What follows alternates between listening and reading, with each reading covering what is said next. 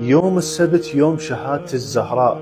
اكو اعمال، وهاي الاعمال اقل شيء نقدمهن هدية الى مولاتي فاطمة سلام الله عليها. وورد في الحديث الشريف: ما قام احد بهذه الاعمال الا واستجيب دعاؤه وقضيت حوائجه ولا يضره شيطان او سحر او سوء. شنو هاي الاعمال شيخنا؟ العمل الأول صلاة من ركعتين، النية أهدي هذه الصلاة إلى السيدة الزهراء سلام الله عليها.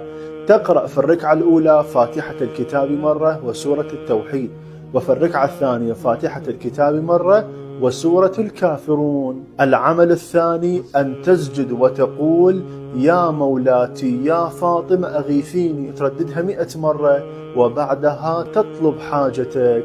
العمل الثالث أن تقرأ سورة الكوثر 3 مرات وتهديها إلى السيدة فاطمة سلام الله عليها. العمل الرابع: هنالك كلمات، وهذه الكلمات واردة عن السيدة الزهراء سلام الله عليها لاستجابة الدعاء ولقضاء الحاجة. شنو هذه الكلمات؟ ترفع يديك إلى الدعاء وتقول، وبعدها تذكر حاجتك، وإن شاء الله مقضية ببركة السيدة الزهراء سلام الله عليها. يوم السبت يوم شهادة الزهراء. اكو اعمال